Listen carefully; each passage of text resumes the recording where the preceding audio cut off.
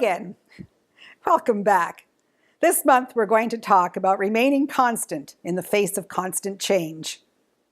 Somebody once said that the only thing that liked change was a wet baby. And you know what? I agree with that. We like our comfort zones. We like those places where no change happens, nothing surprises us, and we are comfortable. But you know, the bottom line is change just keeps on happening in our world. And even worse, it's accelerating and it's dragging us along with it. Just think of the first few years of this century alone. We've watched economies boom and bust, countries rise and fall, the stock market up and down, wars begin and cease. It just keeps on changing, and there's not a darn thing we can do about it. Now, the thing is, not all change is bad. There are some great changes, and I wouldn't want to go back to the way it was. But while the change is happening, it's stressful for us. I think how stressful it must be for people like myself who can remember back, and I'll say I was very young, can remember back when radios were operated with vacuum tubes, and when the radio didn't work, you changed the tube. Televisions were only in black and white, usually with 2 stations, and sat in the corner of the living room, taking up most of the space. Airplanes were propeller-driven only. Took you days to get anywhere.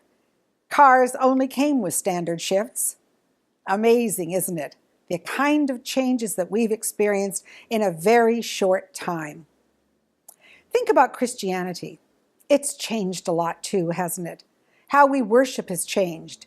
The order of worship has changed. The worship books have changed. Hymnals have changed. Hymns have changed. The music has changed. The language has changed.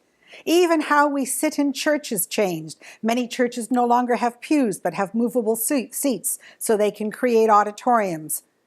Amazing when you think of it.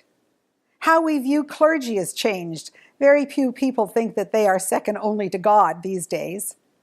And for women, most women now have a much more vital role in churches. Even in the most conservative congregations, the women are there.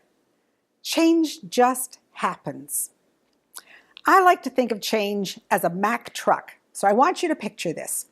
You're standing in the middle of the road, minding your own business, and you look over, and here comes a Mack truck towards you. But no one is driving. That is the truck of change. Now, here's your choices. You can say, not me, I'm not changing. And that truck is going to run you right over and leave you flat and gone. Not good. Or you can say, oh, I don't like that change, I'm just going to ignore it or avoid it, and you jump out of the way. And the truck goes by and you think, you know, maybe I should be going in that direction, but I just missed the truck. Or you can get on board and then steer that truck to where you want to go. The bottom line is, and I keep saying, is that the change is not going away. It is going to continue to accelerate, and we need to learn how to handle it, how to remain constant in our faith and in our belief. Well, I always remind myself of one small fact. The Rock of Ages does not change. In fact, I'm going to say it again. The Rock of Ages does not change. Our God is constant, unchanging. Incredible thought that when everything else around us is chaos and change, always we come back to our Creator.